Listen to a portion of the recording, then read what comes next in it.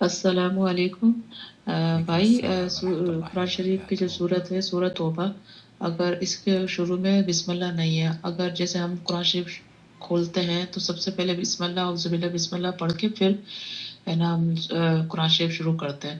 تو اگر ہم سورۃ توبہ شروع کریں قرآن شریف کھول کے بے خیالی میں اگر جیسے اعوذ باللہ بسم اللہ پڑھے تو کوئی گناہ ہے کیا؟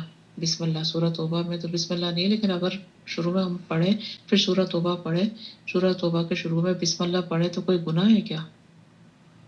بے خیالی میں آپ نے پڑھا کہا ہے نا، بے خیالی میں۔ چلیے میں آپ کے سوال کا جواب دینے کی کوشش کرتا ہوں، جو مفتی مملکت سعودی عرب شیخ عبدالعزیز بن باز، شیخ صالح العثیمین اور دیگر علماء نے دیا ہے۔ آپ دیکھ رہے ہیں نو ٹی وی جدہ اور میں ہوں آپ کا دوست، آپ کا ہوسٹ محمد عاقل، جدہ سے مملکت سعودی عرب۔ سورۃ توبہ سے پہلے بسم اللہ رب العالمین نے نازل نہیں فرمائی ہے، اور نبی کریم صلی اللہ علیہ وسلم نے بھی اپنے صحابہ کو اسے لکھنے کا حکم نہیں دیا ہے۔ یہ وہ صورت ہے پورے قرآن کریم میں جس کے آغاز میں بسم اللہ الرحمن الرحیم نہیں لکھی گئی ہے۔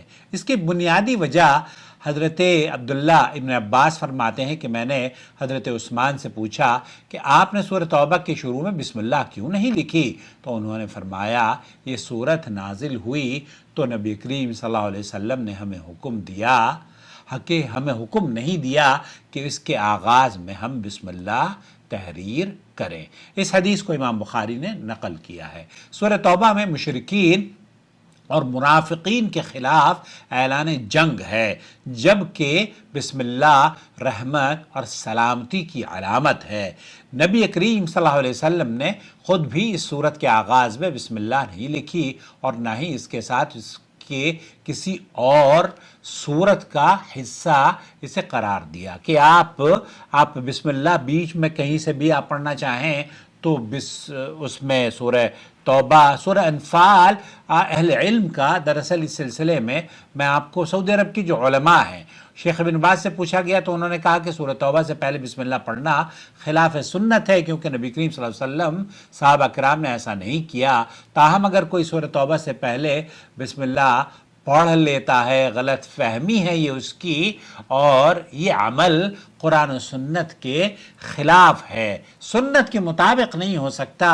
اگر کوئی یہ سمجھتا ہے کہ یہاں ہم اس کام کو کریں گے اور اس پر اجر ملے گا تو یہ پھر اس کے لیے بدعت ہے۔ شیخ محمد بن صالح العثیمین کہتے ہیں کہ جو شخص جان بوجھ کر سورہ توبہ سے پہلے بسم اللہ پڑھے وہ سنت کی مخالفت کر رہا ہے، اور اسے ایسا نہیں کرنا چاہیے۔ اگر لا علمی میں پڑھ لے تو اسے اللہ سے معافی کا سوال کرنا چاہیے۔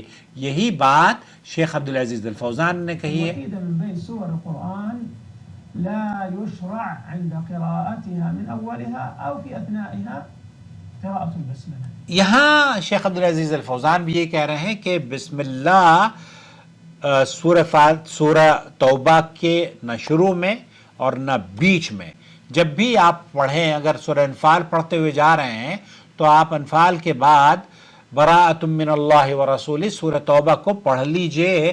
اس کے بیچ میں چونکہ بسم اللہ نہیں لکھی گئی ہے تو بسم اللہ نہ پڑھیے، قراءۃ البسملہ ضروری نہیں ہے۔ فرغ من السورة التي قبلها سورة الأنفال مباشرة يقرأ براءة من الله، آپ ڈائریکٹ سورہ توبہ پڑھنا شروع کر دیں، من أولها أو سيقرأ من أثناء، اور اگر کوئی بیچ میں سے سورہ توبہ پڑھتا ہے، سواء خارج الصلاة أو داخل الصلاة، آپ نماز میں ہو یا نماز کے علاوہ ہو، تو آپ کو بسم اللہ پڑھنے کی ضرورت نہیں ہے۔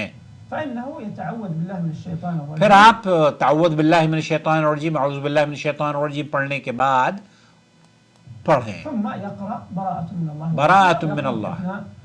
یا آپ اگر بیچ میں کہیں سورت کسی کی پڑھ رہے ہیں، جیسے کہ سورہ توبہ کے بیچ سے آپ پڑھتے ہیں، تو پھر اعوذ باللہ من الشیطان الرجیم پڑھنے سے آپ آغاز کریں، بسم اللہ نہ پڑھیں، لیکن لا يبسمل، لا یبسمل، تو یہ بس یہاں پر بسم اللہ پڑھنا جائز نہیں ہے۔ يبسمل لماذا؟ ما هي الحكمة من ذلك؟ ما ہی الحکمہ، اس کی حکمت کیا ہے؟ أولا لأنها لم تنزل البسملة معها. بنیادی چیز تو یہ کہ اللہ اور اس کے رسول صلی اللہ علیہ وسلم نے قرآن میں نازل نہیں فرمایا اور نہ ہی نبی نے اسے صحابہ سے لکھوایا، اور نہ ہی صحابہ نے، حضرت عثمان وغیرہ نے جنہوں نے قرآن کریم کو جمع کیا ہے، اس سورت سے پہلے بسم اللہ لکھوائی۔ خلاف سور القرآن كلها. تمام صورتوں میں اللہ کے رسول صلی اللہ علیہ وسلم کے صحابہ نے جب قرآن کریم جمع کی اور نبی کریم صلی اللہ علیہ وسلم نے بسم اللہ الرحمن الرحیم لکھوائی، لیکن سورۃ توبہ میں نہیں لکھوائی۔ سبحان الله تنزل السورة البسملة فاصلة بين السور.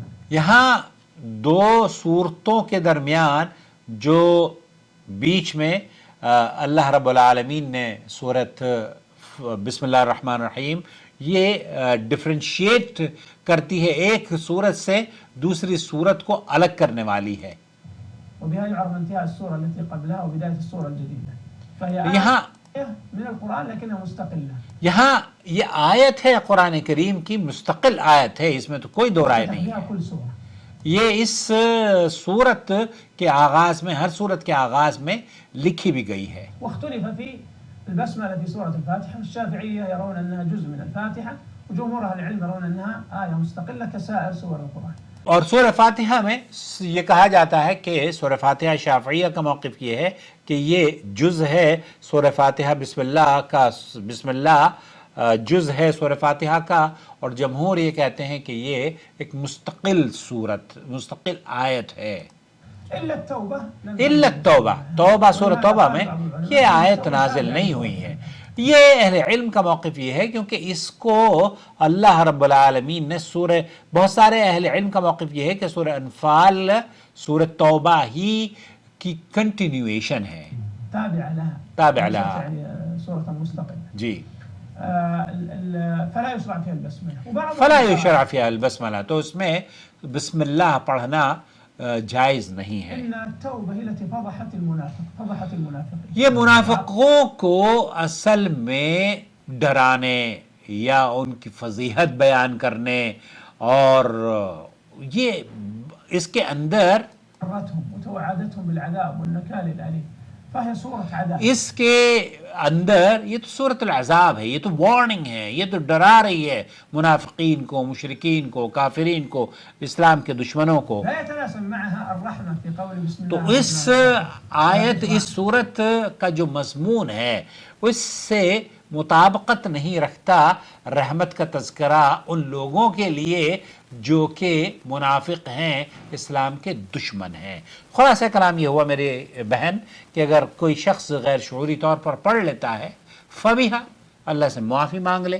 البتہ کیا ہمیں بسم اللہ پڑھنی چاہیے سورہ توبہ سے پہلے؟ نہیں پڑھنی چاہیے۔ کیوں؟ کیونکہ اللہ اور اس کے رسول صلی اللہ علیہ وسلم نے نہیں نہ لکھوایا اور نہ ہی نازل فرمایا۔ اپنا خیال رکھیں۔